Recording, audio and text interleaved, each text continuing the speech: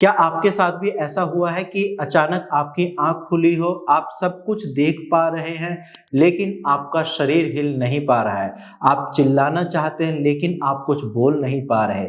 ये कोई भूत-प्रेत की कहानी नहीं है या किसी भूत-प्रेत की वजह से नहीं हो रहा है। ये एक मेडिकल कंडीशन है, इसको हम कहते हैं स्लीप पैरालिसिस। हेलो एंड नमस्कार, मैं डॉक्टर हिमांशु पराशर आज इस वीडियो में आपको बताऊँगा स्लीप पैरालिसिस के बारे में। कि स्लीप पैरालिसिस है क्या और क्यों पेशेंट इससे ज़्यादा परेशान होते हैं। तो चलिए वीडियो को स्टार्ट करते हैं। देखो, सबसे पहले हम बात करते हैं कि स्लीप पैरालिसिस क्या है। स्लीप पैरालिसिस एक कंडीशन है जिसमें पेशेंट जाग तो जाता है, लेकिन उसकी जो बॉडी होती है वो रेस्टिंग फेज में ही रहती है और इसीलिए जब आपकी आँख खुलती है तो आप मूव नहीं कर पाते हैं।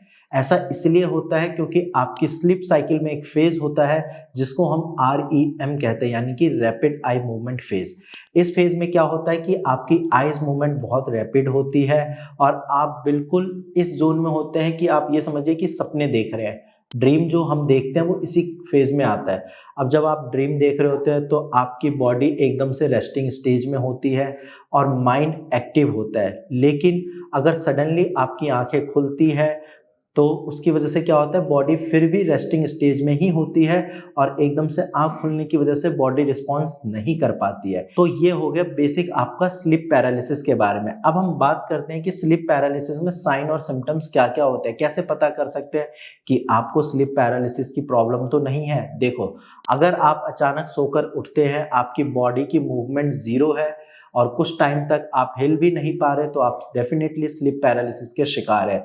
इसके अलावा अगर आप कुछ बोलना चाहते हैं, बोल नहीं पा रहे, आपको ऐसा लग रहा है कि आपकी छाती पे कोई बैठ रहा है, कोई प्रेस कर रहा है, हैवीनेस ज़्यादा है, तो भी स्लीप पैरालिसिस की वजह से हो सकता है। इसके साथ-साथ स्लीप पैरालिसिस की वजह से पेशेंट में एंग्जायटी होती है, फ़ियर होता है, स्ट्रेस होता है। ये बेसिक साइन और सिम्पटम्स हैं स्लीप पैरालिसिस के।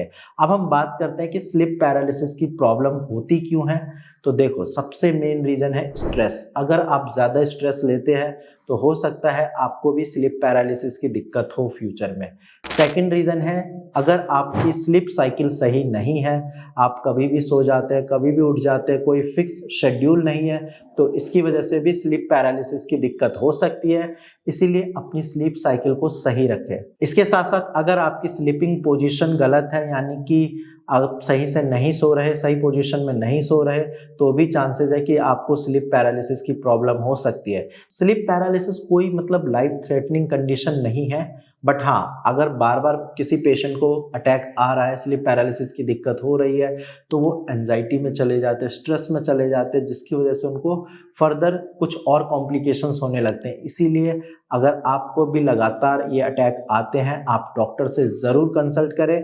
इसका ट्रीटमेंट पॉसिबल है। बाकी कुछ मैनेजमेंट पार्ट है, वो मैं आपको बता देता हूँ। जैसे कि आपको स्ट्रेस बिल्कुल नहीं लेना है। इसके साथ-साथ आपको अपनी स्लीप साइकिल सही रखनी है। आप प्रॉपर 8 घंटे की नींद लीजिए। साथ में आपको ये ध्यान रखना है कि सोते टाइम आपकी पोजीशन सही रहे।